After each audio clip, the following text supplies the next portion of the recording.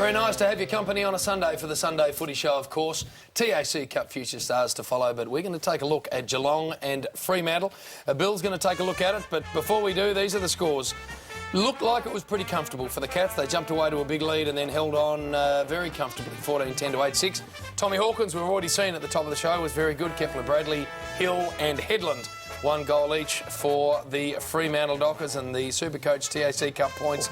Matty Scarlett is a superstar, and Terrence played very nice football in the back half for Fremantle as well. Speaking about playing nice football in the back half, Harry Taylor does it every week for the Cats. Very nice to have you in, Big H. Great to be on again. I tell you what, this is a big week for your footy club. If you play Collingwood and you manage to get a win up, you then get yourself a 2-week break and you get into the good side of the draw. So it is massive the next 7 or 8 days for Geelong.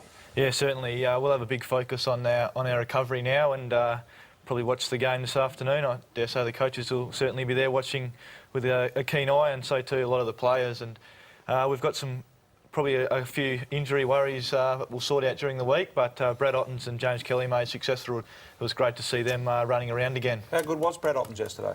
Yeah, I thought he was terrific. He was going up against a terrific ruckman in Aaron Sandilands, and on occasions he seemed to push him aside with a lot of ease, which is a pretty good effort considering he's been out of the game for nearly 20 rounds now, I think. So I thought he was really good. 60% of game time, around about 8K, so they're very happy with him down there, H, and got off to a great start. 5 goals to 1 the first quarter at home, which is always good. And trying conditions, H, I would have thought out there. It was windy, it was slippery, raining, and good start. Yeah, certainly. We've always sort of made a big emphasis on starting well, and we haven't done that of late, but it was good to get out there. And like you said, it was very muddy and very patchy, particularly around the centre-half forward region where Pavlich has had that kick from. In Sam's absence, H, Bill. Yeah, H or H. Oh, Harry, and also great to see that back six back. Look at the effort by Rook here. Started that and then he finishes off with a nice little goal. But great to have Scarlett, Harley, Milburn, Enright, your good self, and James Kelly back. And nice little 6 there, let me tell you. Yeah, I think we all had quite a few possessions. I think Milburn had 15 in the first quarter and was on track for some sort of record again. But himself and Scarlett had, I think, 50-something between them, which is a great effort from the back line, and they set us up very, very well. What importance do you place on having a settled back line going into a final series? Yeah, I think having the whole side settled is extremely important, but particularly down back, and just having knowledge of how each other plays is very important as well. The players that have come in, and Tom Gillies has been great, but he just probably hasn't had that same chemistry which you develop over a period of time. H, Matty Scarlett's a freak. Do you look at him at times and think this guy is a superstar? Oh, certainly. He's definitely my favourite player in the AFL, and he's just so consistent. He's so consistent and so ruthless in his approach to football and how he plays, and I'm just very, very privileged to be playing next to him. Absolute champ he is. Last week he got you boys together after the game, the big huddle, and had a chat.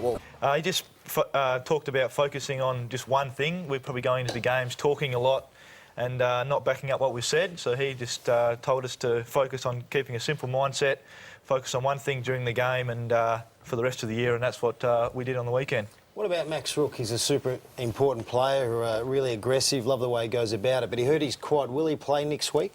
I'm not too sure how he went at the medical this morning, but he was pretty sore in the game, and he just rested forward for most of the game, and I think he took a couple of marks, but actually hand-passed off, so he probably wasn't too keen on using that quad. So they'll manage him during the week and see how he goes. 9 goals to 2 at half-time. Cats led by 43 points. And Wojcinski here got away to a great start in the second half in his 150th game. Did he cement his position? Yes, certainly in the 22, Brian. Right. Yep. And did well, but they actually got outscored in this second half. And Tommy Hawkins, this is who I wanted to talk to you about, and Cameron Mooney were both very good, Harry. They kicked 5 goals between them, and good signs for the Cats. They're really starting to work together really well. Yeah, they took some great marks up the ground, and like you said, the conditions were pretty trying, so those marks are even more important in that weather. But they also seem to be kicking very well as well. Both probably done a lot of practice over the summer and during the season, and now they're starting to get the rewards for all their work. Bill, we're talking a lot about Geelong, and so we should, but what about Fremantle? Where are they at? What do they need to do to get themselves up to a level that their fans will be happy with? No, I think they'd be reasonably happy, Freo, because they've played so many kids. We all know how many kids they've played, and these kids can play. So they just got to put some game time into them. That's what they've got to do. And Mark Harvey's done that really well. They've still got some pretty good players, obviously with Pavlich and Sandlin's is such an important player of them. But they've played a lot of kids and they're going to be all right. They've got a good list, as the West Coast Eagles have, so you'll certainly see them shoot up the ladder, I would have thought. They will, but Mark Blake, did he play well enough to get himself a final spot next week? He did play well, but I see Shane Mumford was best player on the ground for Geelong in the reserve in the VFL. But the thing about Blake, I saw him last week. Who Geelong played last week? Western Bulldogs. Yeah, and he dominated in the ruck, getting his hands on the ball first. So you would think that he will definitely go into the finals, being a part of that ruck stock with Ottens.